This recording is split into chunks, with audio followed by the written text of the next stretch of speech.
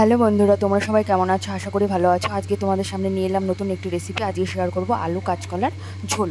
এই আলু কাঁচকলার ঝোল তোমরা কারা কারা এই গরমে পছন্দ করো কিন্তু অবশ্যই জানাবে। এই দেখো, আলু আর কাঁচকলাগুলোকে ভালো করে কেটে ধুয়ে নিয়েছি আমি।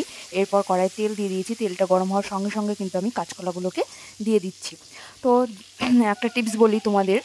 টিপসটা হলো কাঁচকলার মধ্যে যে একটা কালচে যে কষ টাইপের থাকে সেটা কিন্তু বেরিয়ে যায়। কীভাবে জানো তো? কাঁচকলাগুলো কেটে জলে ভিজিয়ে রাখতে হবে। শুধু জলে ভেজালে হবে না, ওর মধ্যে সামান্য একটু হলুদ দিয়ে ভিজিয়ে রাখতে হবে। দেখবে খুব সুন্দরভাবে কষটা বেরিয়ে এসছে। তো এরপর দেখো, আমি নুন আর হলুদ অ্যাড করে দিচ্ছি। আলু ভাজার মতোই কিন্তু এগুলোকে কড়া কড়া করে আমি কিন্তু ভেজে নিচ্ছি ভালোভাবে। ঠিক আছে, দেখো আমার এইগুলো মোটামুটি ভাজা হয়ে এসছে। তো আমি ভাজাগুলোকে নামিয়ে নেব। তারপর ওই একই তেলের মধ্যে কিন্তু আমি আলুগুলোকে দিয়ে দিচ্ছি। দেখো, আলুগুলো কিন্তু আমি লম্বা লম্বা করে কেটে নিয়েছি। তো আলুগুলো এবার নেড়ে চেড়ে একটু এর মধ্যেও কিন্তু আমি একটু নুন হলুদ দিয়ে আলুগুলো ভালোভাবে ভেজে নেবো। এই দেখো, ভাজা হয়ে গেছে, তুলেও নিয়েছি। এরপর ওই তেলের মধ্যে আরেকটু আমি তেল সামান্য অ্যাড করেছি। তো ফোড়নের মধ্যে যাচ্ছে হলো আমার তেজপাতা, একটা শুকনো লঙ্কা আর গোটা জিরে। এই হচ্ছে ফোড়ন দেওয়ার সঙ্গে সঙ্গে কিন্তু আমি ভেজে রাখা কাঁচকলা আর আলুগুলো এই দিয়ে দিলাম। দেখো, এবার এগুলোকে কিন্তু বেশিক্ষণ ভাজার বা নাড়াচাড়া করার দরকার নেই কড়াইয়ে দিয়ে। তো এরপর আমি কিন্তু একটু লবণ আর একটু হলুদ অ্যাড করে নিচ্ছি। তার আগে কিন্তু আমি দিয়ে নেব চিড়ে কয়েকটা কাঁচা লঙ্কা।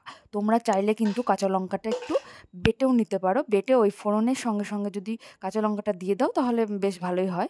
যাই হোক, আমি যেহেতু ফোড়নে দিইনি, আমি পরে অ্যাড করলাম কাঁচা লঙ্কা চিড়ে। তো এরপর দেখো, এই যে নুন আর হলুদ কিন্তু আমি অ্যাড করে নিচ্ছি। নুন আর হলুদ অ্যাড করার পর কিন্তু আমি এটাকে বেশিক্ষণ আর নাড়াচাড়া করব না, কজ হলুদ কিন্তু পুড়ে যাওয়ার সম্ভাবনা আছে। তো যেহেতু এগুলো আমার আগেই ভাজা ছিল, তো এবার আমি কিন্তু এর মধ্যে জল অ্যাড করে নিচ্ছি। এটা গরম জল দিয়েও করা যায়, কিন্তু আমি আজকে কিন্তু ঠান্ডা জল দিয়েই করে নিচ্ছি। দেখো রেসিপিটা। তো এবার এটাকে কিছুক্ষণ ফুটতে দেব। তো তার মধ্যে তোমাদের সাথে একটা কথা শেয়ার করি বন্ধুরা। তো এই গরমে কিন্তু এই আলু কাঁচকলার ঝোলটা, এই রেসিপিটা তোমরা যে দেখলে, তোমরা কিন্তু বাড়িতে অবশ্যই ট্রাই করো। আর এটা কিন্তু স্বাস্থ্যের পক্ষে খুবই ভালো। এরপর কিন্তু একটু আমি চিনি অ্যাড করে নিলাম। তোমরা চাইলে এটা নাও অ্যাড করতে পারো, আমি একটু টেস্টের জন্য যাই হোক দিয়ে দিলাম।